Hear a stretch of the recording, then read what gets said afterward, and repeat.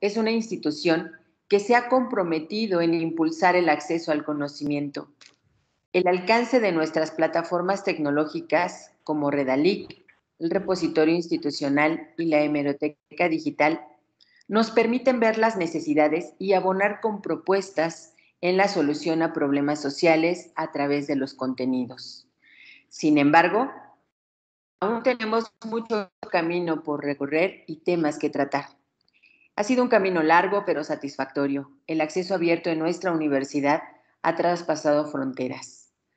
Sabemos que existen muchas cosas por descubrir y aún más mucho conocimiento por compartir. Para ello, nuestra prioridad es buscar las mejores oportunidades para hacer crecer los beneficios y fortalezas del acceso abierto. Hoy en día, nuestra universidad es referente en este movimiento. En plataformas como Redalic, el repositorio y la hemeroteca han dado grandes frutos para nuestra universidad y nuestra comunidad universitaria, así como la sociedad en sí, brindando acceso a los diferentes tipos de objetos digitales para su consulta. De forma particular, la labor que ha hecho la hemeroteca digital al acercar a nuestra comunidad 22 revistas institucionales en su formato digital, de forma libre para su consulta y descarga, ha permitido disponibilidad de más de 7,700 artículos, que se convierte en más de 18 millones de visitas desde el inicio de este proyecto hasta el día de hoy, que a la vez cuenta con descargas de 120 países distintos. Datos que nos dejan ver la gran participación, interés e importancia de este proyecto ante la comunidad y sociedad en general. Pero seguramente podemos ambicionar más y buscar nuevas revistas que colaboren y con aquellas que ya están registradas, buscar impulsarlas para un reconocimiento mayor en donde los índices de calidad y prestigio las puedan describir mejor. La labor del editor es primordial. Es a través de él que el autor, la revista y la hemeroteca digital puedan tener un contacto entre sí. Es por ello que es una necesidad tener eventos como el que hoy celebramos para que tanto editores, autores y personas interesadas estén al tanto de nueva información o bien responder a cuestiones que nos obstaculizan, ya que si bien sabemos cómo se difunden las publicaciones en acceso abierto, debemos tener claro cómo se protegen, cuál es la licencia ideal para una revista, entre otras dudas. Es un placer para nosotros contar con la participación de nuestra comunidad universitaria que el día de hoy se suma a esta noble y justa causa. Termino esta presentación con una frase de Margaret Fuller: si tienes conocimiento, deja que otros iluminen su oscuridad con él. Siendo las 11:05 del día 12 de julio del 2021, doy por iniciadas las actividades del segundo seminario para editores celebrado durante este año 2021. Agradecemos a nuestros ponentes por el valioso apoyo y su participación, así como a cada uno de los asistentes. Sin más preámbulos, doy paso a la presentación de nuestro primer ponente, por lo que le pido al licenciado León que nos apoye en leer la semblanza. Bienvenido, doctor Jesús. Muchas gracias por su colaboración, seguramente de gran valor para todos nuestros asistentes. Le agradezco de corazón y espero pronto poder coincidir con usted en algún otro evento o bien de manera presencial. Muchas gracias. A usted, maestro. Adelante. Gracias. Gracias. Adelante, León. Sí, gracias y buenos días. Bueno, el doctor Francisco García Pérez es doctor en Bibliotecología y Estudios de la Información por la Universidad Nacional Autónoma de México en la Facultad de Filosofía y Letras, con mención honorífica. De 1991 a 2014 ha sido coordinador académico de la Biblioteca del Instituto de Investigaciones de Ciencias Sociales en la UNAM, y del 2014 a la fecha es responsable de la fototeca ISUNAM y del Archivo Fotográfico México Indígena como técnico académico titular C de tiempo completo en el Instituto de Investigaciones Sociales. También es responsable de los proyectos PAPIME 1, Innovación del Archivo Fotográfico México Indígena e Innovación para la Conservación del mismo archivo, con apoyo del Programa de Apoyo a Proyectos para la Investigación y Mejoramiento de la Enseñanza. Es profesor de asignatura en la Facultad de Filosofía y Letras de la UNAM desde 2003 y se han impartido más de 25 cursos y talleres en el ámbito nacional. Asimismo, es tutor del posgrado de Bibliotecología y Estudios de la Información y imparte las materias de Derechos de Autor, Perspectiva Bibliotecológica y Teoría de la Bibliotecología, entre otras. Con respecto a su producción académica, ha publicado y participado con más de 21 artículos, ponencias en el ámbito nacional e internacional, así como asesorías institucionales, dirección de tesis de licenciatura y de posgrado. Sus líneas de investigación son la propiedad intelectual, derecho de autor y desarrollo de colecciones e industria editorial. Doctor, pues muchas gracias otra vez por estar aquí con nosotros. Y bueno, antes de comenzar, les pido que por favor silencien sus micrófonos. Les vamos a estar compartiendo una liga para que registren su asistencia. Y también, por favor, si tienen preguntas o dudas, las pueden ir dejando en el chat para hacerlas al final de la presentación. Muchas gracias y, bueno, doctor, pues le cedo la palabra. Cuando usted me indique, pues comienza a proyectar su presentación. Les agradezco infinitamente, muchísimas gracias, muy buenos días tengan todos ustedes. Agradezco mucho a las autoridades, a la maestra Edith Hernández García, la presentación y esta introducción que hizo al seminario, muy interesante. Al maestro León Felipe Cuenca Mejía por hacerme la invitación a este seminario. Y bueno, yo espero que en un momento dado esta charla que preparé, pues sea para ustedes de mucha utilidad y despierte interés en los aspectos, bueno, que voy a tratar y que ahora, pues con esta situación tan especial y diferente que estamos viviendo todos, pues nos estamos enfrentando a retos muy importantes. Si fuera tan amable de sí compartir ya la presentación, por favor. Cuando me invitaron a esta presentación, el título era sobre los derechos de autor en revistas científicas digitales, ¿no? Y la difusión del libre conocimiento. Sin embargo, les voy a explicar mucho más adelante el por qué la titulé La propiedad intelectual en revistas científicas digitales, la difusión del libre conocimiento. La que sigue, por favor.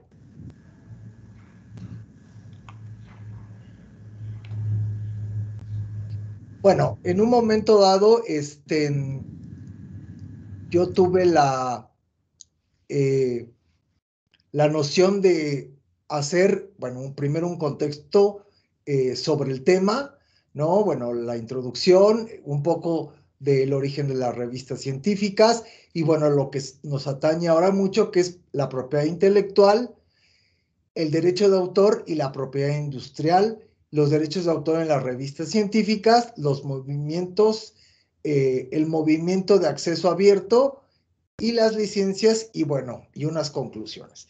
Y entonces, bueno, yo le nombré propiedad intelectual porque precisamente la propiedad intelectual se divide en derecho de autor y en propiedad industrial. Y entonces creo que esto ya es muy importante porque, como bien lo indicó la maestra Hernández, con el desarrollo de repositorios institucionales, nosotros no nada más debemos y podemos hablar sobre el derecho de autor, sino abarcar a la propiedad intelectual, que abarca tanto los derechos de autor como la propiedad industrial, y que, bueno, a lo largo de la presentación veremos cuáles son las características de cada uno de estos derechos o de esta propiedad.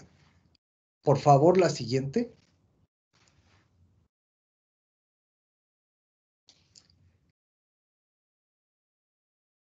Bueno, voy a dar un poco del contexto, ¿no? De las situaciones de cómo surgen las revistas científicas y la importancia. Si gusta ir pasando a la otra diapositiva, por favor, gracias. ¿No?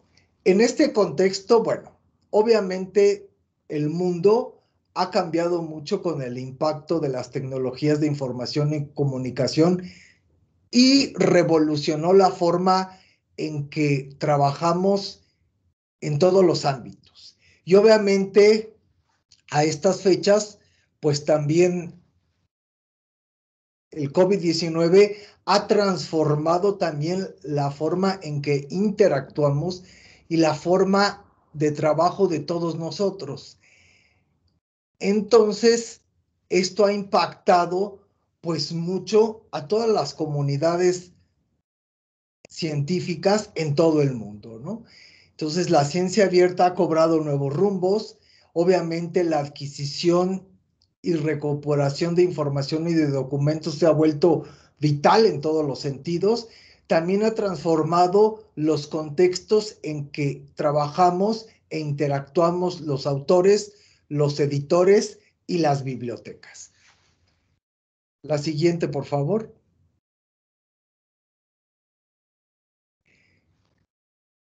En este contexto, enmarqué, habemos tres grandes protagonistas. Hay más elementos, sin embargo, creo que ahora los que tenemos que interactuar y llevar nuevos modos de formas de trabajo son el autor, los editores, ¿no? Que en este caso es la comunidad que hoy nos está escuchando, y también parte importante somos los bibliotecólogos, porque en un momento dado es a donde los investigadores acuden para la recuperación de la información que obviamente buscan y solicitan. Y actualmente, bueno, esto está con nuevos roles y nuevas formas, porque obviamente tanto investigadores como el público en general necesita de obtener información en texto completo y gratuita, dado que también las bibliotecas están cerradas. Entonces, bueno, antes se podía ir a trabajar a las bibliotecas y ahora no. Tenemos que hacer uso de los materiales que están disponibles en acceso abierto o desafortunadamente luego no están disponibles en acceso abierto, y entonces es un gran reto para estos tres protagonistas, que son los editores de revistas científicas, los autores y los bibliotecólogos. La siguiente, por favor. Bueno, a manera de introducción, vamos a ver que la que sigue, si fuera tan amable, dice: desde el surgimiento de las instituciones universitarias entre los siglos XII y XIV, se concibieron tres funciones de la universidad: impulsar la ciencia, formar recursos para desarrollar a la persona y servir para transformar a la sociedad. La siguiente, por favor. Y como hemos visto, bueno, estas funciones pues siguen hoy en día con diferentes vertientes, pero seguimos en la misma tónica, ¿no? La universidad actualmente y desde que se creó ha impulsado la ciencia. Para docentes como investigadores desarrollan actividades entre las que se destacan el diseño de proyectos de investigación, ejecución y desarrollo de estos proyectos, producción y recreación de nuevo conocimiento y apropiación social de los resultados investigativos y la transferencia social, tecnológica y científica que día con día hace que el conocimiento se renueve y en un momento dado también se parta de que crean nuevo conocimiento con las ideas, las invenciones que a lo largo de la historia lo hemos podido ver. La siguiente, por favor. ¿No? Bueno, ¿cuál es el origen? La siguiente, por favor. Y en esto, bueno, no me voy a detener mucho, simplemente, ¿no? El contexto histórico, ¿no? Que propició las condiciones necesarias para que la ciencia se divulgara formalmente, fue el que propició el origen de la ciencia moderna como ahora la conocemos, ¿no? La moderna investigación de la naturaleza es la única que ha conseguido un desarrollo sistémico y múltiple. Data, como toda la historia moderna de esa época poderosa que los alemanes llamaron la Reforma, los franceses el Renacimiento y los italianos el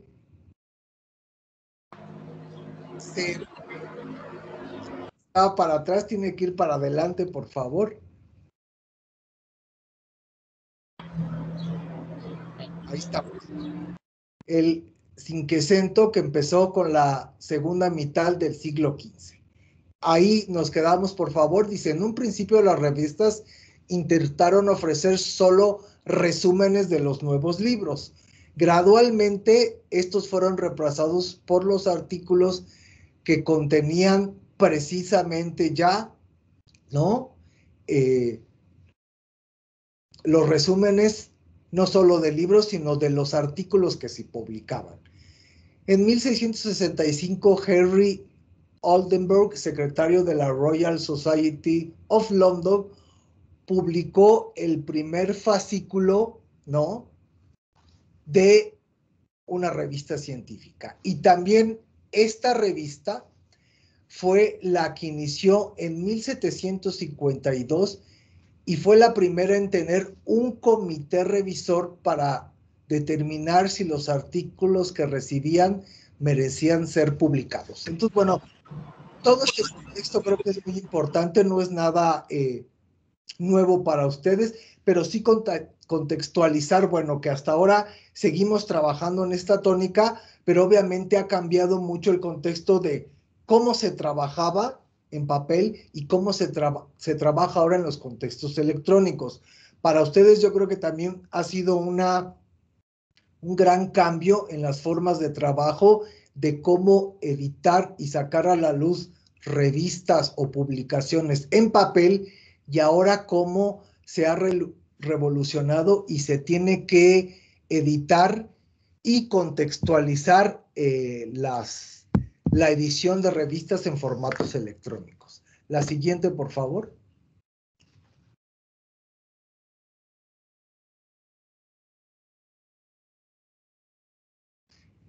Bueno, y el sistema de evaluación por pares se generalizó en el siglo XX, ¿no?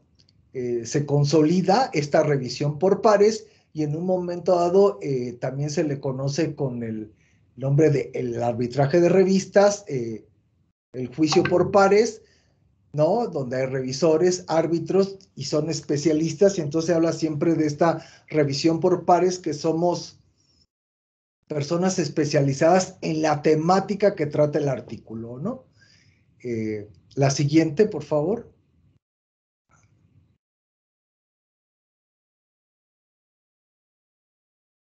Bueno, a mediados de 1800 comenzó la costumbre de citar en el texto del artículo los trabajos que habían servido de referencia para las publicaciones, y se tuvo la necesidad que obtuvieron los científicos de instalar y mantener la propiedad intelectual de sus aportaciones, y fue la principal razón que impulsó esta modalidad de tener este arbitraje por pares, ¿no? Fue mejorando con los años y se crearon estructuras precisas para organizar los artículos, y se normalizaron las publicaciones y se entregó todo el proceso de edición, publicación y distribución a agentes externos, y bueno, y editoriales científicas, editoriales universitarias, y también, bueno, aquí las bibliotecas cobran también cierto protagonismo, ya que son las guardianas del conocimiento y de la ciencia, y también nos enfrentamos a paradigmas en el contexto de que finalmente toda la producción en papel se resguardaba en estos recintos, en las bibliotecas.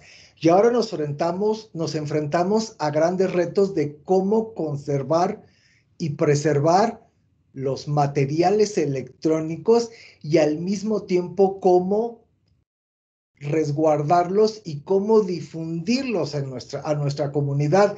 Y también otra de las situaciones que nos enfrentamos es cómo organizar todos los materiales que está produciendo la universidad, porque finalmente el contexto del material físico, bueno, no había mayor problema, pero yo creo que ahora también los catálogos, las bibliotecas digitales o electrónicas y los repositorios tienen también tres grandes aliados que son el departamento editorial, la biblioteca y el departamento de cómputo, ¿no? Porque el departamento editorial es quien va a formar y a sacar a la luz la producción intelectual de los investigadores. La biblioteca es la que tiene que resguardar todo lo que publica la universidad y cómputo es la que tiene que ayudar tanto al departamento de publicaciones como a la biblioteca a que los materiales estén disponibles para la comunidad. Si no trabajamos como un engrane estos tres departamentos, o igual algunos otros, pero creo que estos tres son los más importantes, pues creo que no podría tener esta organización, el que los materiales estén disponibles para toda la comunidad a la que servimos y sobre todo la comunidad universitaria. La que sigue, por favor.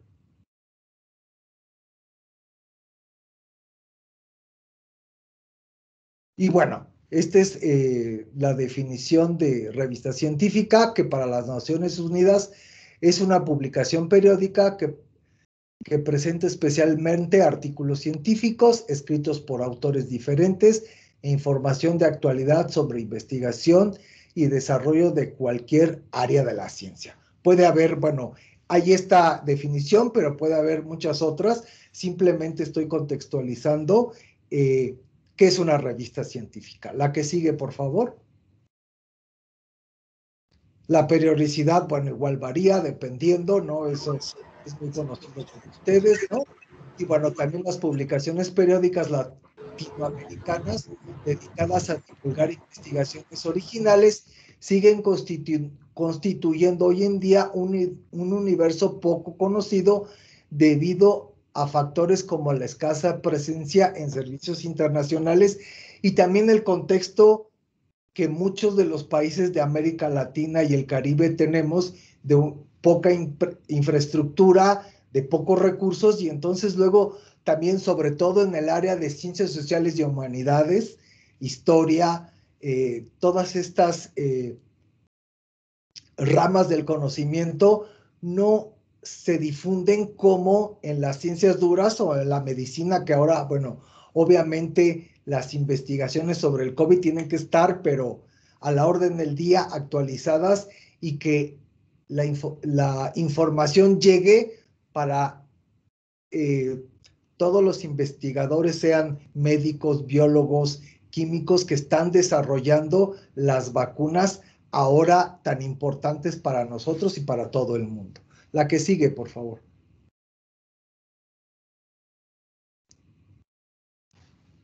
Bueno, y ahora sí entramos al contexto de por qué propiedad intelectual. La que sigue, por favor. Ya les había comentado que la propiedad intelectual, bueno, hace referencia a las creaciones originales de la mente expresadas por cualquier medio o soporte tangible o intangible. Y se divide en derecho de autor y en propiedad industrial. La siguiente, por favor. Por eso el nombre de esta charla, que fue propiedad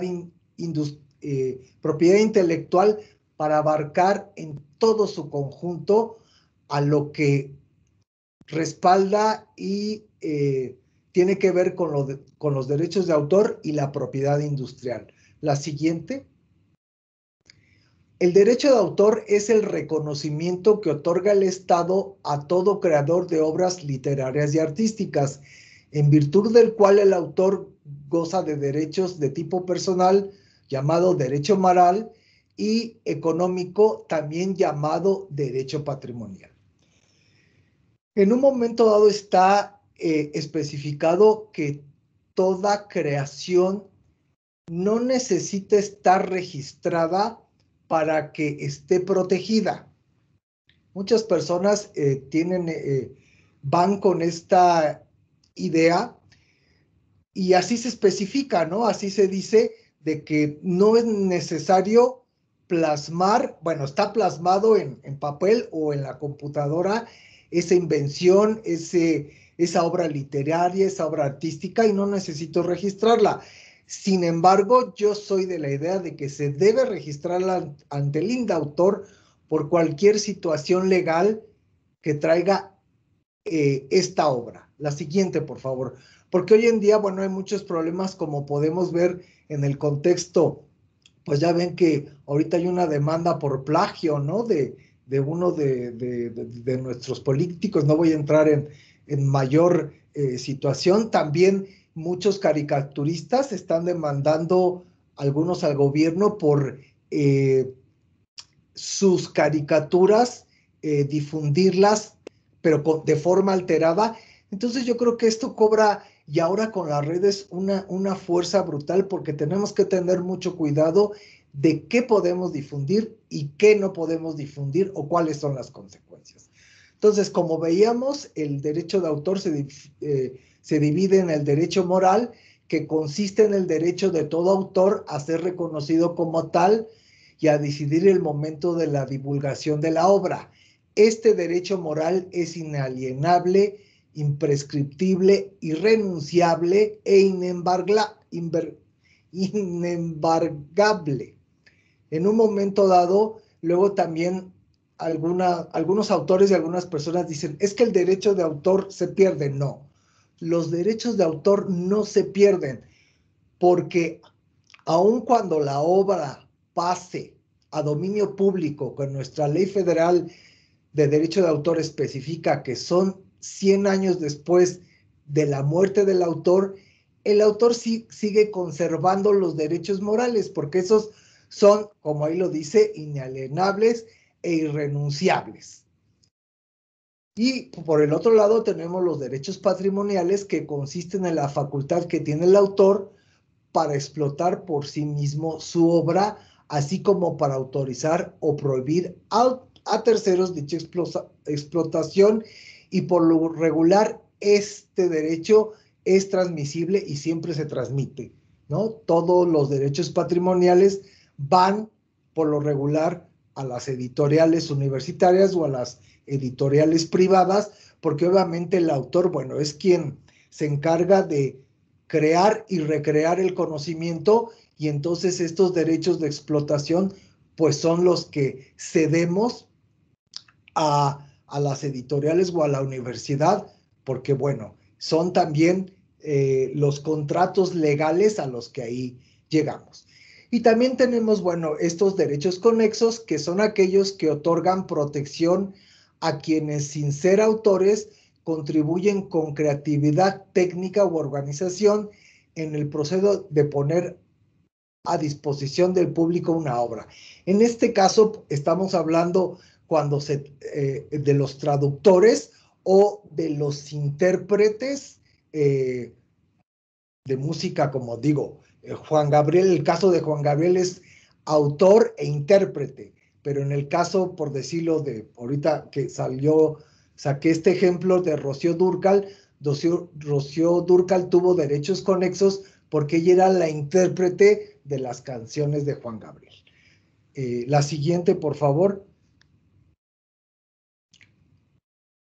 Bueno, la Ley Federal de Derecho de Autor reconoce que las obras que se protegen son la literaria, escultórica y de carácter plástico, caricatura, musical con y letra, pictórica, dramática, de danza, arquitectónica, cinematográfica. La que sigue, por favor. Y en este caso, bueno, las revistas entrarían dentro de del rubro de obras literarias.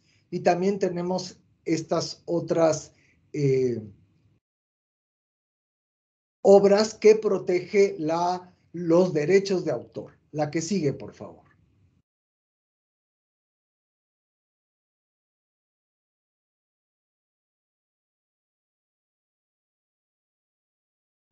Y bueno, la Ley Federal de Derecho de Autor, bueno, es muy amplia, tiene 232 artículos, más otros de carácter general.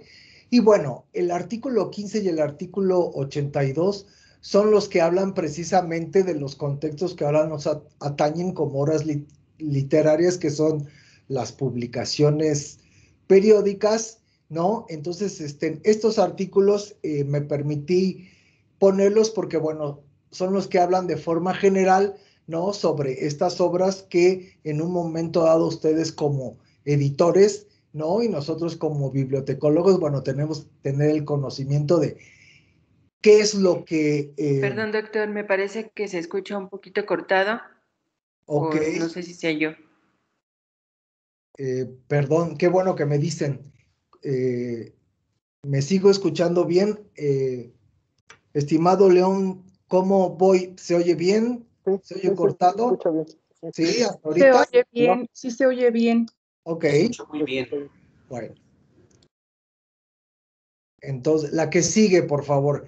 Sí, perdón, estas situaciones de la tecnología son complicadas porque uno, bueno, no se escucha, sí se ve, pero entonces en el momento en que cualquiera de ustedes, ¿no? Tenga algún problema o algo que nos los haga saber, porque igual uno se va, ni cree que todo es muy claro por el contexto de la comunicación y luego puede ser que no, ¿verdad? Pero bueno, entonces... también el capítulo 5 habla, creo que esto es bien importante por los contextos actuales que estamos viviendo, y entonces la Ley Federal de Derecho de Autor que se publicó con modificaciones, no ha habido reformas, pero la del 96 es la que apareció como ley tal cual, y en el 2020 hubo modificaciones. Y entonces aquí, en el capítulo 5, se habla de las medidas tecnológicas de protección, la información sobre la gestión de derechos y los proveedores de servicio de Internet. La que sigue, por favor.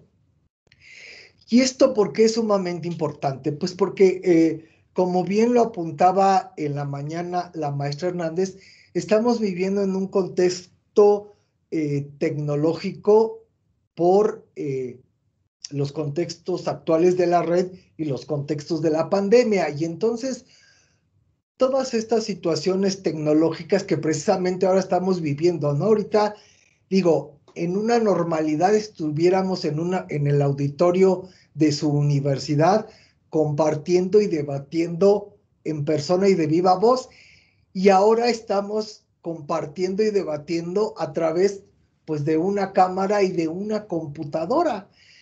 Y entonces algo que esta ley tiene también dentro de las adendas que le hicieron, es que precisamente habla de los proveedores de servicios de Internet y sobre todo, bueno, los editores, hablo de los privados, también pudiera ser en el contexto de los editores universitarios, ya que volvemos a lo mismo. Las publicaciones, la revista en este caso, las 22 revistas que comentaba la maestra Hernández que tiene su universidad, si estoy mal, bueno, yo oí 22, ¿no? No sé si todas sean de acceso abierto, y entonces ahora esta ley, estas modificaciones de la ley, si puede poner la siguiente, por favor, especifican en el artículo 232 que precisamente este proveedor de servicios de Internet, porque entonces aquí ya nos vamos a que están proveyendo un servicio de Internet, puede en cualquier momento quitar el acceso a la publicación que tiene colgada en la red. Entonces creo que también esto es sumamente importante y sumamente valioso y lo vamos a ver más adelante. La que sigue, por favor.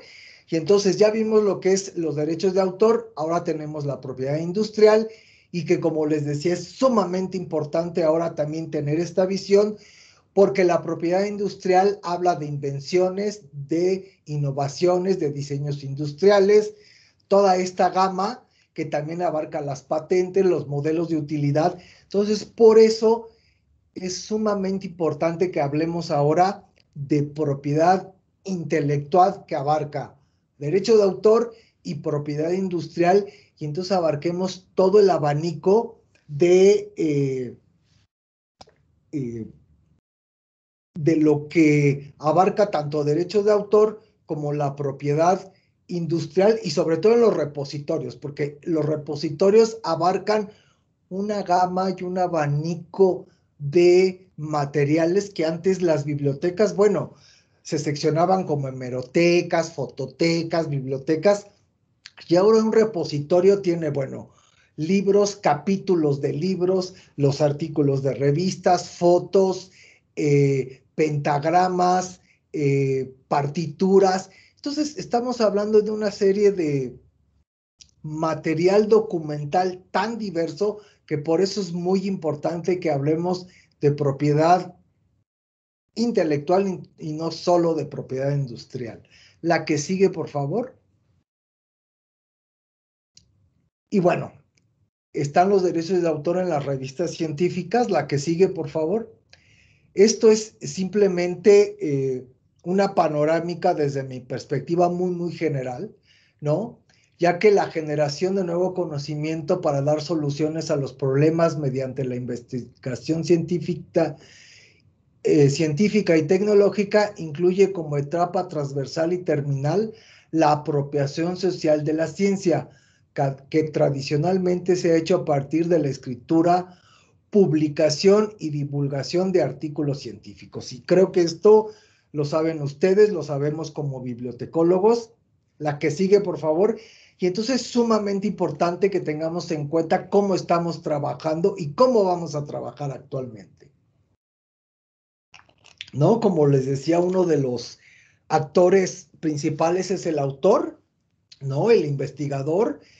También en la mayoría de las universidades, bueno, los profesores también son autores y autores de material didáctico, que también esto está ahora muy en boga y más con este contexto de las nuevas tecnologías. Y el autor, bueno, es el que aporta significativamente, ¿no? El diseño, estudio de la ciencia actualmente y que, bueno, pues tiene que ver mucho con ustedes como editores, porque son los con el que trabajan constantemente en hacer la edición de la revista, del libro, del material documental, y entonces la interacción con ustedes es sumamente importante, y también con las bibliotecas, porque volvemos a lo mismo, es que ustedes dan a conocer ese material, ¿no? Lo editan, ¿no? Sale a la luz, pero nosotros somos quienes tenemos que recuperar, las bibliotecas y los bibliotecólogos, toda esa información que se está produciendo. La que sigue, por favor. También actualmente, bueno, a la biblioteca se le ha dado otros nombres como centro de información, centro de documentación, etcétera, pero que finalmente, desde mi perspectiva, la biblioteca sigue siendo la misma, el mismo lugar con diferentes servicios, dados los contextos actuales a los que los enfrentamos. Y como lo apuntaba yo anteriormente, los autores cuentan con los derechos morales y los derechos patrimoniales y los derechos conexos. Y entonces es sumamente importante que hagamos una labor, tanto los editores como los bibliotecólogos, de explicarles a los autores y a los investigadores cómo están estos derechos, porque luego no tienen muy claro cómo está esta situación. La que sigue, por favor. Y piden una serie de situaciones de que el material esté disponible cuando no se puede, si está disponible y la liga se rompió, ¿por qué no está disponible? Entonces son muchos factores que en un momento dado tienen que ver con estos tres actores que les mencionaba en una de las diapositivas primeras, y entonces tenemos que estar en constante comunicación porque hay muchos factores que van a intervenir en si la publicación está disponible o no. La que sigue, por favor, o si no puede estar disponible en la red. ¿Y por qué? Entonces, por eso, bueno, vuelvo a insistir, cobra gran importancia, ¿no?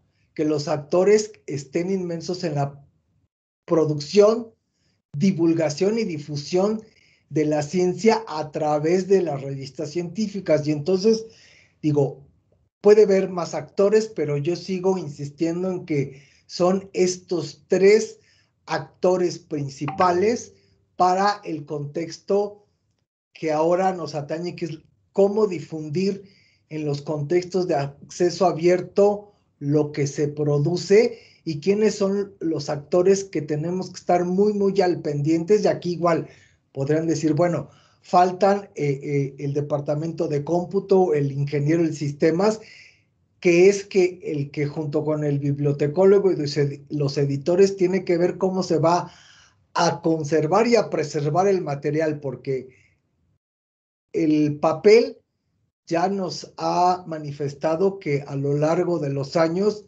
existe y seguirá existiendo, pero los contextos tecnológicos están todavía en estudio de cómo conservar y preservar el material en acceso abierto y que se edita, se difunde y se resguarda ya pues en contextos de computadoras y ordenadores, ¿no? La que sigue, por favor.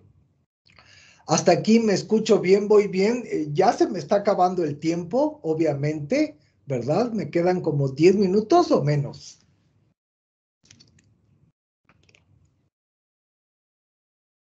Se escucha bien, doctor. Se escucha muy bien. Sí, y nada más me quedan como 10 minutos, ¿verdad? Para irme acelerando un poquito.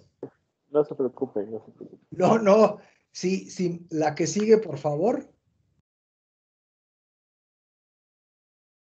Y bueno, las leyes y reglamentaciones sobre propiedad intelectual y derechos de autor han sido rebasadas por los contextos de las tecnologías de información y comunicación, e incluso en muchos países desarrollados no cuentan con un debido equilibrio entre los materiales impresos y los materiales electrónicos, y las legislaciones están rebasadas por estos contextos.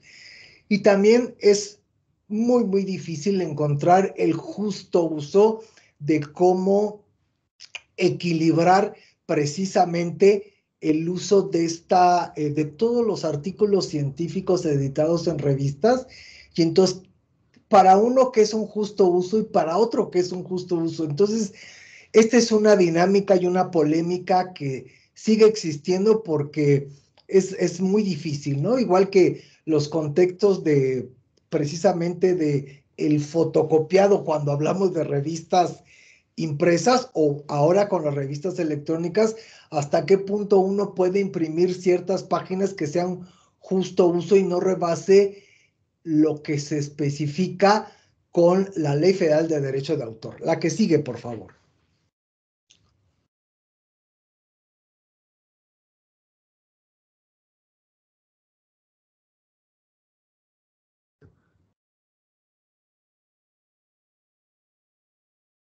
¿No? Y bueno, aquí la ciencia es un ecosistema y la investigación es fundamental, ya lo vimos, para la comunicación de resultados, ¿no? La mayor parte de los investigadores tratan de publicar sus artículos, bueno, en revistas de gran impacto y que están altamente citadas, pero estamos hablando de revistas que obviamente por publicar también son muy costosas, ¿no?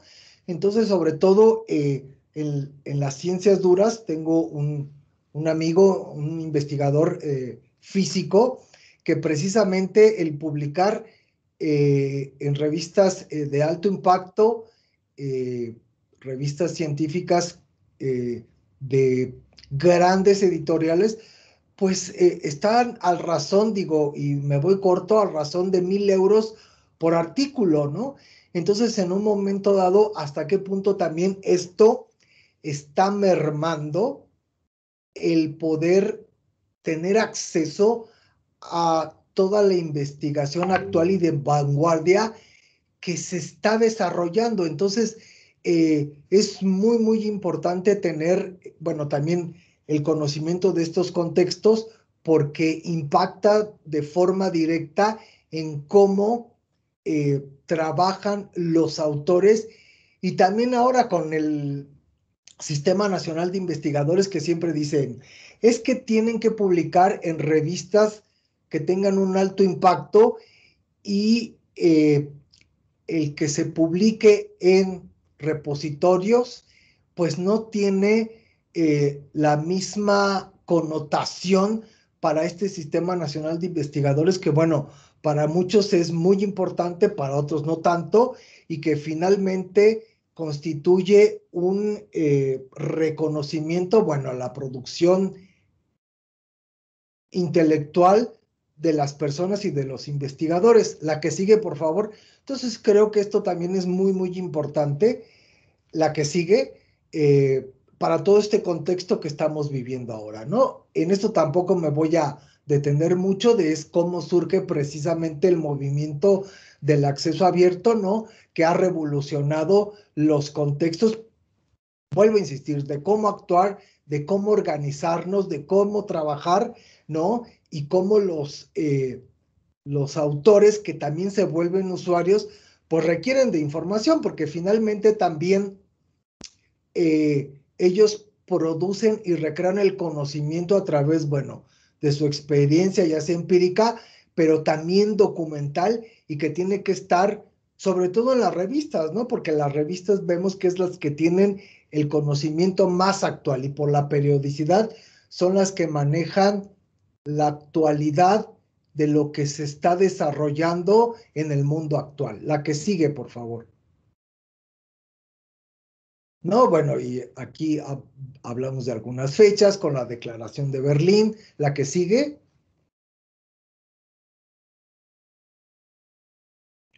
Bueno, y el acceso abierto, ¿no? Donde los usuarios pueden imprimir, leer, buscar, descargar, enlazar, copiar y distribuir. Pero bueno, no necesariamente porque depende la licencia en que esté editada la revista o que el autor de los permisos que vuelve. Yo creo que aquí ustedes saben que por lo regular no es el autor, porque el autor también no publica de forma individual, son muy pocos, sí, pero las editoriales son las que se encargan, y en este caso las universidades, de crear estas licencias para el acceso de la información.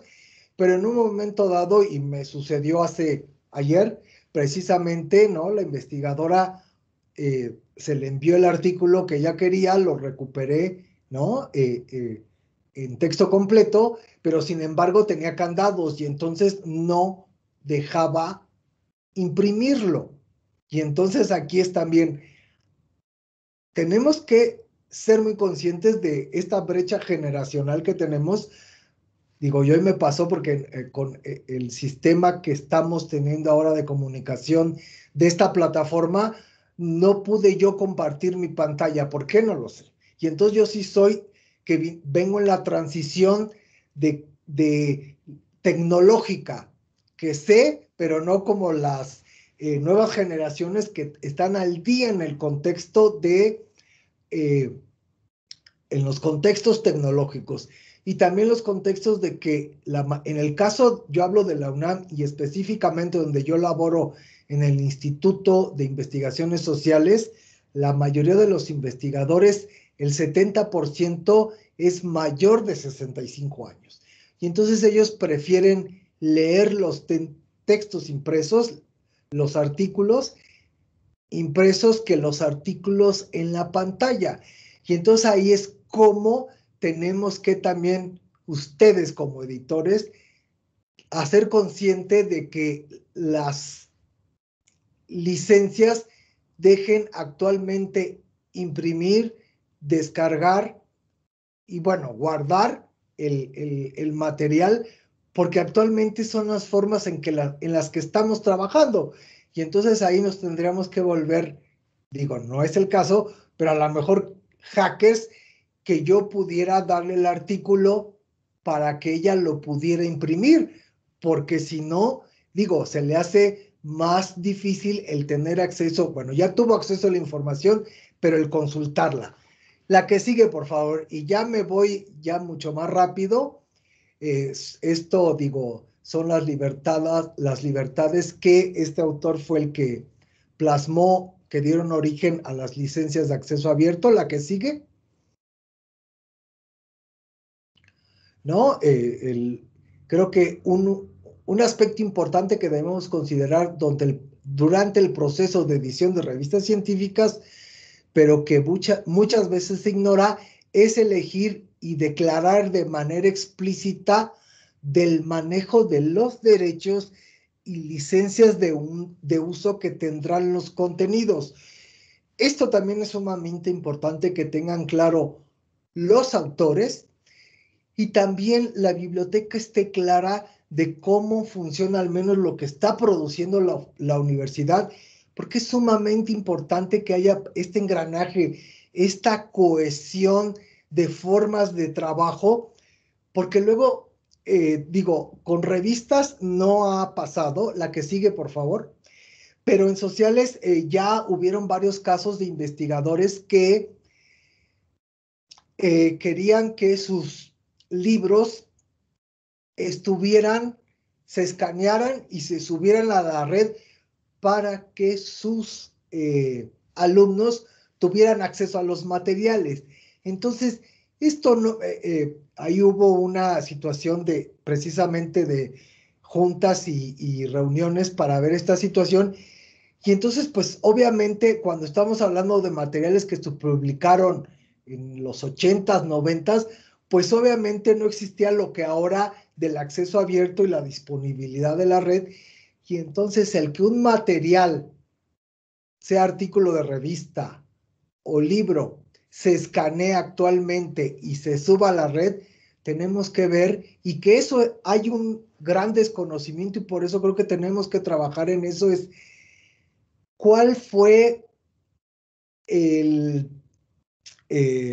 los contextos legales, los acuerdos a que se llegaron para la edición de ese material.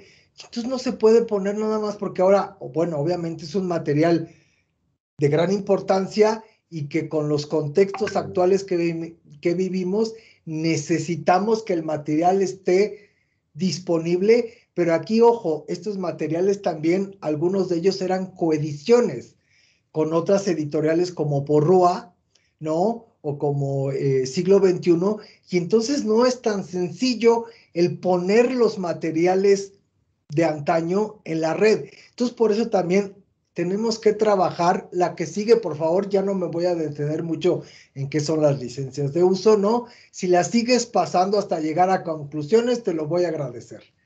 ¿Va?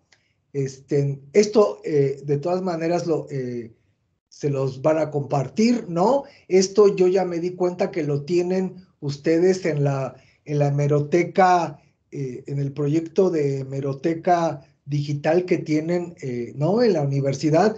Entonces, creo que finalmente son las formas en que el mundo está también editando con los preprints, ¿no? Con también los colegios a ciegas o los colegios invisibles son sumamente importantes, porque en un momento dado nosotros luego no percibimos la interacción que tienen los investigadores entre ellos, y que en un momento dado, antes de que el artículo salga a la luz, ellos se están compartiendo esta información, y entonces eso también es sumamente importante de cómo la ciencia se va difundiendo, se va transmitiendo y da origen a nuevas investigaciones, nuevas formas de trabajo, y que en un momento dado, y eso se ha visto, los humanistas no trabajamos de forma colaborativa y nos cuesta mucho trabajo.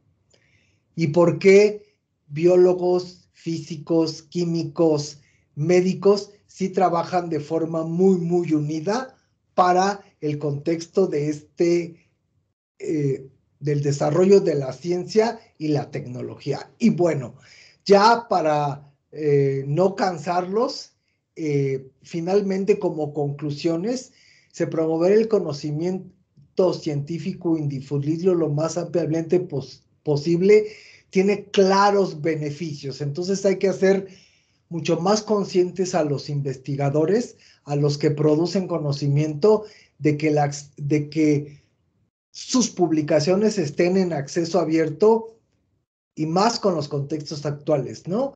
Obviamente esto va a aumentar la visibilidad y la difusión de sus investigaciones.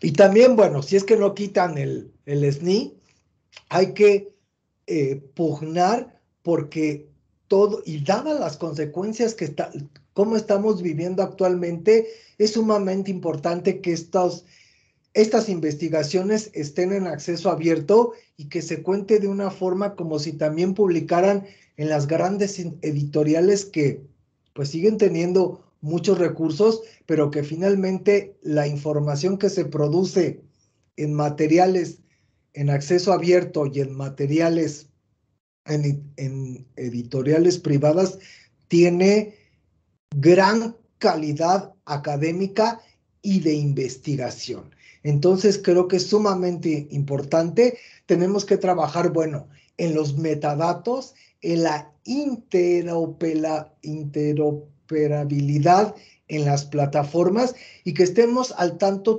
los que estamos inmersos en todo este contexto de información al día en todos estos contextos, porque es sumamente, la que sigue, por favor, es sumamente importante y que va a traer beneficios tanto a unos como a otros, ¿no?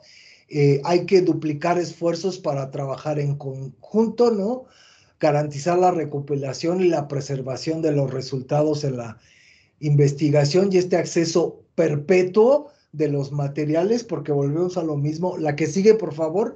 Es sumamente importante que también estos materiales, cómo los vamos a preservar y también, eso es también un comentario desde mi perspectiva, es cómo formar un archivo donde publicaciones, cómputo y biblioteca tengamos la información de que tal artículo o tal libro, tal publicación, guardar el documento jurídico para que en un momento dado tengamos la certeza de cómo poder divulgarlo y poder o no subirlo a otra plataforma, porque yo creo que para allá vamos, no para allá vamos, ya estamos trabajando de esa forma.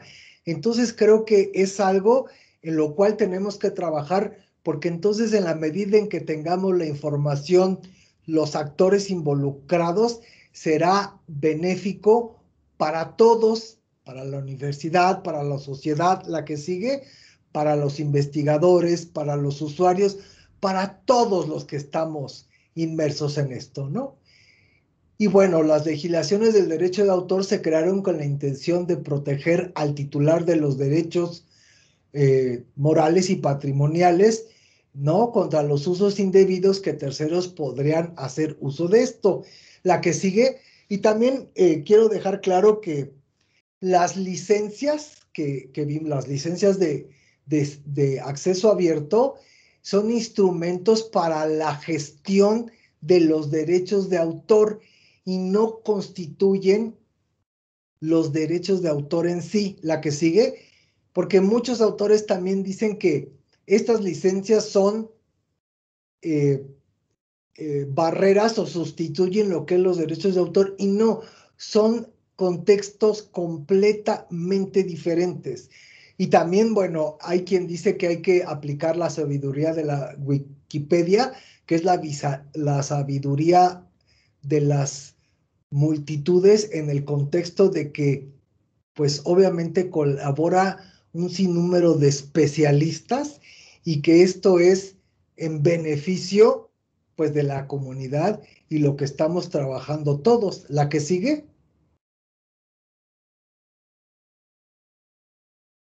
La que sigue yo ya no me voy a detener porque creo que ya los cansé. Finalmente, bueno, es necesario que se tome conciencia de las faltas legales y éticas en las que se incurre al no informar adecuada y oportunamente a los autores. Y también algo muy importante que tenemos que trabajar, y lo vi que lo tienen en sus revistas, es cómo citar con las diferentes normas, que eso es algo sumamente importante.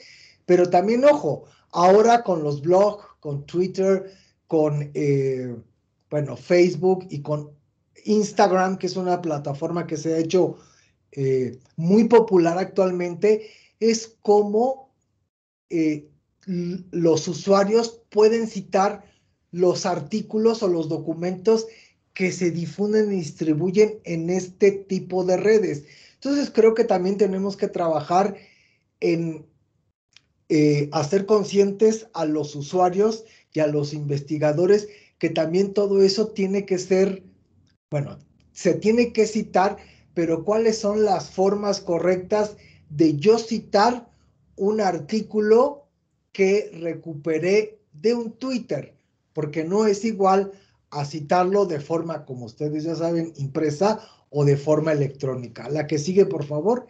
Entonces creo que es sumamente importante que todo esto esté muy, muy claro. Esto es la bibliografía que consulté, no es toda la que sigue, pero que en un momento dado, bueno, ustedes pueden consultar y que habla, bueno, de todo lo que ya yo les expuse aquí. La que sigue, no me resta más que agradecerles la atención y que, pues sí, espero no haberlos aburrido. Y de mi parte, pues sería todo. Muchísimas gracias y cedo los micrófonos.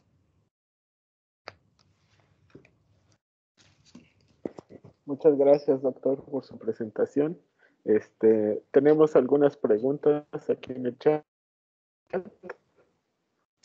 Si gusta, se las voy haciendo para que nos pueda contestar algunas. A ver. Nos pregunta la doctora Cintia Godoy, cuando un autor reproduce en su artículo mapas, cuadros o imágenes de otra publicación, ¿es suficiente que cite apropiadamente o debería tener permiso de los autores originales para utilizar esos materiales? Sí, simplemente con citarlo es más que suficiente. Nada más que es un consejo y a lo mejor mi deformación como bibliotecólogo desde la licenciatura es que se cite, pero se cite bien, porque luego dicen mapa de la República Mexicana. No, o sea, hay que citarlo de forma correcta y para eso que acudan a la biblioteca y los bibliotecólogos porque les darán la certeza de cómo citar un mapa, de cómo citar una foto, porque sí tiene sus modalidades de cómo citar una fuente y cómo citar otra, y volvemos a lo mismo. Ahora también, no es lo mismo citar un mapa de forma física que un mapa que bajamos de la red, o en el caso que ahora estoy inmerso en la fototeca, no es lo mismo que yo cite la foto física en positivo que en negativo, y cómo citarla lo que ya estoy digitalizando y está en la red o en el repositorio. Entonces ahora también nos enfrentamos a todo eso y debemos de saber cómo citar. Muchas gracias, doctor. También nos preguntan ¿qué requisitos debería tener una sesión de derechos para una publicación para no tener ningún problema? ¿Qué requisitos? Sí, bueno, ¿qué aspectos debería contemplar? No, bueno, pues ahí también, ojo, las situaciones de los documentos legales dependen de la editorial y del autor. Entonces ahí son convenios que hacen de que cuáles son las especificaciones del contrato que va a tener, y con base en esas especificaciones, digo, es muy personal porque en mi caso que he colaborado en algunos capítulos del libro, bueno, está la consigna de que yo cedo todos los derechos patrimoniales a la UNAM, y entonces a mí me hacen firmar un acuerdo en la cual estoy cediendo todos mis derechos patrimoniales a la universidad, y entonces ahí puntualizamos qué puede hacer la universidad, o en este caso la entidad que está editando el material, y qué no, pero yo estoy consciente de que es. Entonces ahí pues depende de los autores y de los editores, ¿no? Perdón, luego las respuestas no pueden ser así como recetas de cocina, sino va a depender de muchos factores, ¿no? Sí, muchas gracias, doctor. Bueno, creo que son todas las preguntas que tenemos. Perdón, por aquí estoy viendo otra que dice: como autor únicamente cedo el derecho patrimonial porque el moral lo conservo para siempre. Efectivamente, porque decíamos, yo como autor publico una obra y entonces sea buena o sea mala, siempre va a ser mi derecho moral, ¿no? Que es irrenunciable. Aún así yo me muera. También ahora hay mucha controversia con el material de dominio público, ¿no? Que comentaba yo, de que, bueno, nuestra ley dice que un material es de derecho de dominio público cuando pasen los 100 años que especifica nuestra ley, ¿no? Entonces, imagínense, también eso es para los tiempos actuales eso, pues ya no tendría cabida, porque imagínense si luego hacemos una colaboración, somos 4 autores, y entonces puede ser de dominio público hasta que se muere el último autor. Entonces son 100 años y más. Entonces son contextos que, ¿no? Pero ahí volvemos, por eso comentaba, algunos dicen, es que se pierden los derechos de autor. No, o sea, los voy a conservar toda la vida. El Quijote, o sea, ¿quién es el autor del Quijote, no? Cervantes, ¿no? Y entonces él tiene los derechos morales para toda la vida. Los derechos patrimoniales los tiene un editorial, o puede ser también la familia, ¿no? Ahora está muy de moda que se cedan los derechos a los familiares. Tenemos el caso, volvemos a lo mismo, digo, muy en concreto de José José ahora, de Juan Gabriel, ¿quién tiene los derechos sobre los contextos como autor o las regalías de sus derechos conexos como intérprete? Entonces también depende de los acuerdos legales, y volvemos a lo mismo, el derecho moral lo va a tener, bueno, en este caso siempre José José, que tuvo una forma muy particular de cantar las canciones, ¿no? Entonces eso los hace únicos, y por eso hablamos de los derechos conexos. Ok, muchas gracias, doctor. Tenemos otra pregunta. Nos pregunta que si hay un límite en el número de artículos que un autor puede publicar a partir de una investigación. No, bueno, eso, digo, eso depende, digo, yo conozco, digo, a personas que sí, ¿no? Digo, no duermen o son muy metidas en el contexto y pueden, digo, volvemos a lo mismo, en el SNI dicen, es que publica muchos artículos. Entonces hay quien tenga esa facilidad de publicar, pues no sé, 5, 6, 10 artículos, y otros a lo mejor nada más por año, pues podemos publicar 1 o 2. Entonces eso depende. Yo digo que mucho de la materia, mucho del tiempo. Si es investigador, pues tendría que, esa es su materia prima. Si es profesor investigador, pues tiene más peso la docencia que la investigación. Y en el caso, bueno, como yo que soy técnico académico, pues le doy la prioridad a mis investigaciones, bueno, conforme me lo va marcando, me lo va permitiendo, ¿no? Mis tiempos, y digo, nada más como digo, es un ejemplo, ¿no? Digo, ahora con la ponencia, pues digo, le dediqué el tiempo también, digo, tenía conocimiento, pero me documenté. También, como pudieron ver, yo a raíz de una investigación me he eso, mucho, y a mi familia. No lo puedo hacer con otras personas porque también esta situación puede ser un tanto delicada, ¿no? El que yo quiera ponerlo, digo, como ejemplo de caricatura a usted, si usted no me lo permite, pues puede ser incluso ofensivo a usted, Felipe, que yo haga una caricatura de usted. Entonces, estos otros dos personajes son de mi familia y les pedí permiso. Y entonces también ahí surge, ¿quién tiene los derechos de autor de esas caricaturas? Los derechos morales los tiene el autor, pero los derechos patrimoniales los tengo yo porque pagué por un trabajo y firmamos un acuerdo que yo podía hacer con esa caricatura y difundirla por cualquier medio, porque también ahora tenemos que poner, bueno, y en la ley está así de que cualquier medio, y entonces lo dejamos a libre albedrío porque puede ser los que estén actualmente o los que surjan en un futuro, ¿no?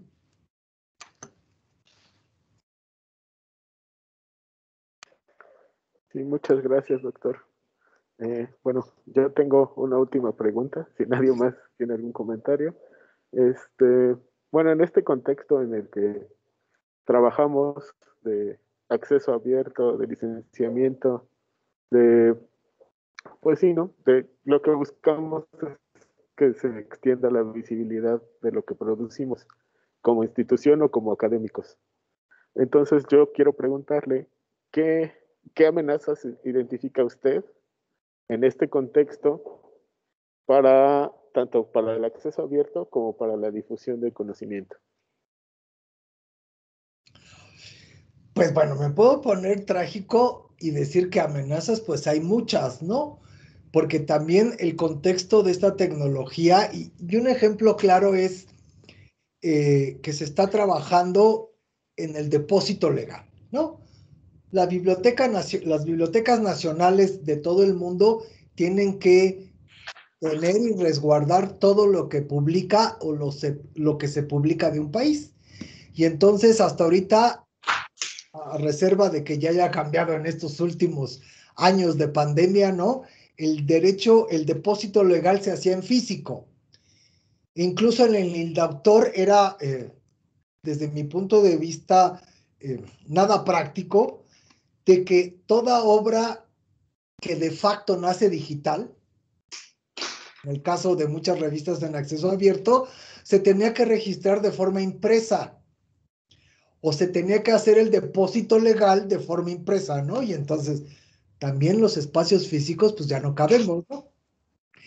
Y entonces la amenaza de las editoriales, que creo que por ahí la Biblioteca Nacional de México sigue trabajando, es el miedo que tienen los autores y las editoriales de que se hackeen los materiales y que el depósito legal de la Biblioteca Nacional pueda ser obviamente alterado, plagiado, y pues ahora la tecnología, digo, da mucho que desear sobre estas situaciones, ¿no? Porque ahora, bueno, digo, también los que impartimos cátedra, luego estamos con los alumnos, el copia y pega, y es muy común, ¿no?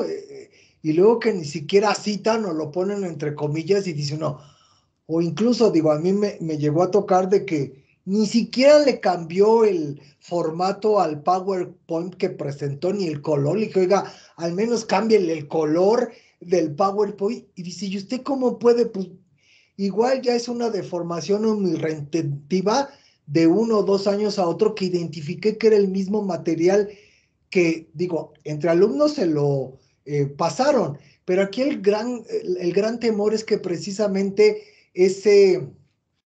los materiales que estén difundidos en la red, pues se plagien y alguien se cuelgue de la autoría, pues como pasó ahora, si no mal recuerdo, fue Hertz Manero el que tiene la demanda de plagio, ¿no? ¿No? Y entonces, imagínense ese contexto, yo creo que es el temor que todos tienen, que todos tenemos, pero ojo, aquí también está el contexto de la pandemia y la tecnología está haciendo que difundamos y difundamos en los medios electrónicos. Y entonces ahí se tiene que, bueno, hacer más conciencia de respetar la propiedad intelectual y bueno, también se tendrán que trabajar en mecanismos diferentes para no poder alterar los materiales, ¿no? Porque finalmente, y está mal dicho que lo diga, la investigadora que me pidió el artículo, pues sí, tuve que hacer uso de ciertos softwares para que ella lo pudiera imprimir. Ya manipular no, pero también ahora el PDF, un PDF lo podemos convertir a Word y entonces, bueno, para unos dirán, bueno, ¿esto hasta dónde nos va a llevar de que el conocimiento sea manipulado y manipulado de forma tal que pueda traer consecuencias, digo, al autor, a la editorial, y bueno, en cuestiones de investigaciones en humanidades, bueno, hay riesgos, no, pero por ejemplo, en los contextos ahora del COVID, pues hay mucho riesgo de que un artículo de gran envergadura y de gran impacto, ¿no? Sea manipulado para que en un momento dado pueda crear algún otro contexto de mal uso para la sociedad. Entonces, digo, igual no sé si quedó clara las respuestas que he dado o cantinfleo mucho, ¿verdad? Porque luego, perdón, nos hacemos bolas No se nosotros. preocupe, no se preocupe, doctor. Otra pregunta más, que me pareció importante. Dice, ¿qué pasa cuando no se respeta una licencia Creative Commons? Es decir, elijo una licencia sin obras derivadas, pero algún usuario hace alguna obra derivada de mi producto. ¿Qué sucede entonces? Pues obviamente ahí está incurriendo, ¿no? Porque volvemos a lo mismo. La licencia nos da ciertas bondades, ¿no? Tenemos, como dice, ¿cómo se dice? Cuando nos contratan tenemos derechos y tenemos obligaciones. Y entonces en la licencia está sumamente especificado qué puedo yo como usuario hacer y qué no.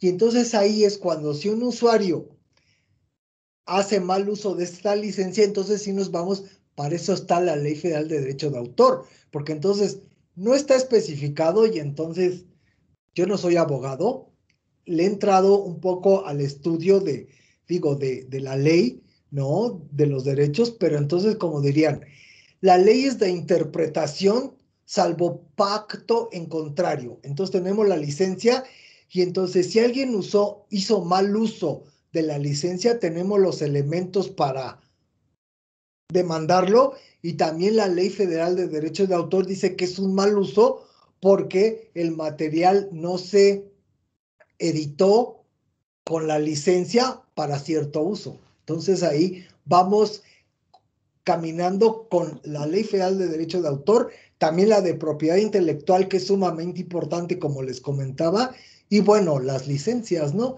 Que estamos gestionando cómo acceder o poner a disposición los recursos documentales. Muchas gracias, doctor. Y finalmente nos preguntan también, ¿puedo reproducir una ilustración de algún personaje famoso con una técnica propia y después publicarlo? Siempre y cuando no altere el dibujo, sí. Como en el caso de la Gioconda, que luego hacen cada meme o cada situación con ella, y eso puede ser precisamente motivo de, ¿cómo se dice? De demandas.